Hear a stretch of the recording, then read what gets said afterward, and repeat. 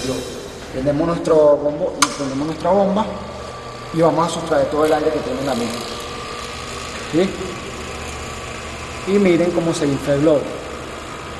Poco a poco se va inflando, poco a poco se va inflando, hasta llegar a un estado de equilibrio. En ese momento paramos. ¿Ok?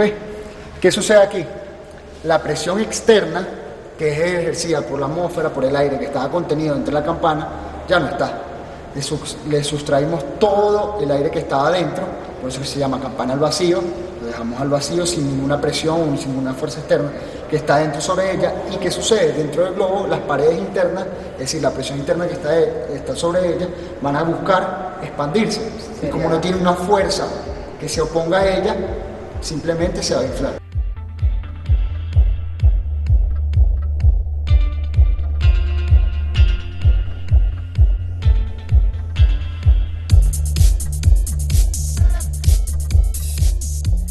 ¿Quieres comprender y experimentar con fenómenos de la naturaleza tan cotidianos como el movimiento de los objetos o la luz? ¿Quieres saber cómo se hace y se aprende ciencia de una forma entretenida? En Didactron tendrás la oportunidad de hacerlo.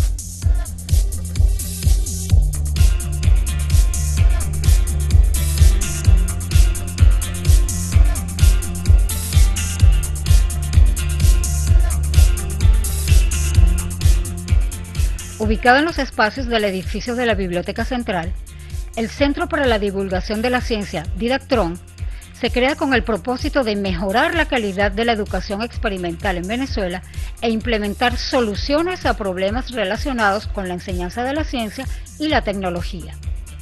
Didactron es un espacio dedicado a promover y consolidar la cultura científica en el país. Didactron despertará en todos los que lo visiten su curiosidad por la ciencia. La sala Didactron o sala interactiva funciona como un museo. La necesidad de ella surge ya desde los años 70. Existió una iniciativa en la Universidad Simón Bolívar para crear un centro, un gran museo donde se incentivara el estudio de las ciencias naturales. Pasaron muchos años, en ese momento no llegó a concretarse nada, sino hasta 40 años después, en el 2009. Ya en esos 40 años ese deterioro se vio muy marcado a nivel de los liceos, de las universidades, donde el estudio de las ciencias básicas se vio muy mermado. Mermado que se observó y todavía existe a nivel de los pedagógicos, que no hay casi estudiantes en las áreas de ciencias básicas. Y un país sin personas que se dediquen a hacer estudios de ciencias básicas es un país que le va a costar mucho desarrollarse. Se mueve si yo ejerzo una acción sobre él. Es el primer enunciado de Newton. Un cuerpo, ¿sí?, tiende a permanecer en su estado natural de movimiento o no movimiento, porque velocidad cero no movimiento, a menos que haya algo que actúe sobre él. Él se está moviendo, ¿cierto? ¿Va a parar solo? No. Si yo actúo sobre él, lo detengo, ¿cierto?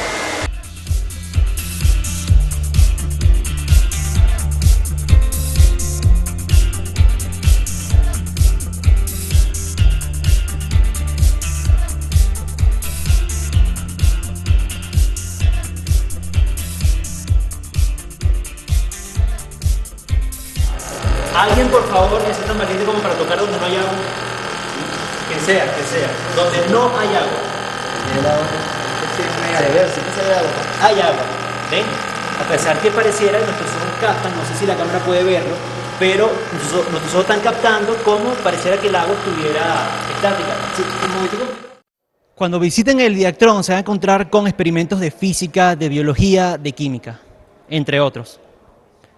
Por ejemplo, en la física vamos a encontrar que, por ejemplo, el campo de las ondas, el campo de la luz, el campo de la cinemática, el movimiento. En la parte de química vamos a ver las temperaturas, termodinámica. En la parte de biología vamos a tener microscopios con, por ejemplo, en este momento tenemos una mosca y podemos visualizar con microscopio las partes de una mosca. Vamos a ver los diferentes tipos de organismos, los cráneos, por ejemplo, de esto.